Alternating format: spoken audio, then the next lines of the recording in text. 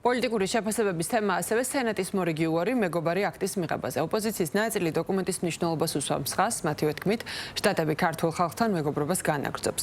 მაგალითად, პარტია გირჩი ვარაუდობს, რომ მეგობარი აქტის მიღება ახლო მომავალში არ მოხდება. ისინი ფიქრობენ, რომ პიარული ეფექტის გარდა აღნიშნულ დოკუმენტს არანაირი შინაარსი არ გააჩნია. სენატის უმრავლესობის ლიდერის ჯონ ტუნის გადაწყვეტილებას დადებითად აფასებენ მმართველ გუნდში და ფიქრობენ, რომ ამ გზავნილით შესაძლოა მოხდეს ორმხრივი ურთიერთობების გადატვირთვა. შეგახსენებთ ამერიკული მედიის ცნობი ჯონ ტუნი მეორედ უარყო წარმომადგენლ ჯონსონის თხოვნა, რომ საქართველოს მთავრობის წევრების წინააღმდეგ სანქციების დაწესების შემცველი კანონპროექტი წინ წაეწია. გამოცემის ცნობით ჯონსონს სურდა მეგობარი აქტის სახელით ცნობილი დოკუმენტი ამერიკის ეროვნული თავდაცვის ავტორიზაციის აქტს დამატებოდა.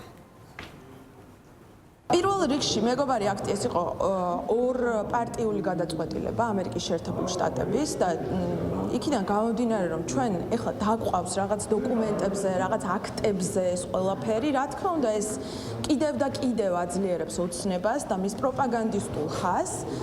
იქიდან გამომდინარე რომ რეალობა არის სრულიად სხვა.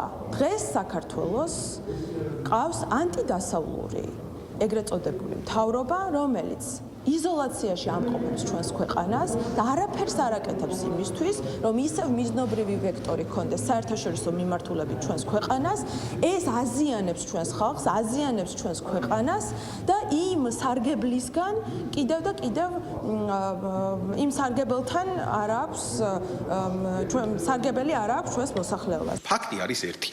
მთელი ცივილიზებული სამყარო შეთანხმდა ერთ რამეზე და პირველ რიგში ამერიკის შეერთებული შტატები, რომლის მთავარი დიპლომატი ადამიანი, ვინც განსაზღვრავს ქვეყნის საგარეო პოლიტიკას, მარკო რუბიო სახელმწიფო მდივანი, გამოვიდა და თქვა, ქართული ოცნება არის ანტიამერიკული მთავრობა და ჩვენ სოფლიოს ამ მნიშვნელოვან რეგიონში ამერიკის ინტერესში არ შედის იყოს ანტიამერიკული მთავრობა. ჩვენ არაერთხელ გვითხოვს, რომ ამერიკაშიც და ევროპაშიც მადლობა ღმერთს არიან რაციონალურად მოაზროვნე ადამიანები. შესაბამისად ეს გადაწყვეტილებაც რომ ეს ეგრეთ წოდებული მეგობარი აქტი არ იქნა მიღებული, რა თქმა უნდა, მტკიცებულებაა იმის, რომ არსებობენ ამერიკაში საკანონმდებლო ორგანოში ის ადამიანები, რომლებიც რეალურად უყურებენ მიმდინარე პროცესს მათ შორის საქართველოსთან და სურთ, რომ რეალურად დაიწყოს პარტიული ურთიერთობები. ჩვენს ამის მოლოდინში ვართ და ძალიან კარგია თუ მალე გადაიდგმება მათ შორის ამერიკიდან ეს ნაბიჯები. ამერიკა უფრო პარგამატულად უყურებს ჩვენს ურთიერთობებს და ეს შეიძლება იმედის მომცემიც კი იყოს.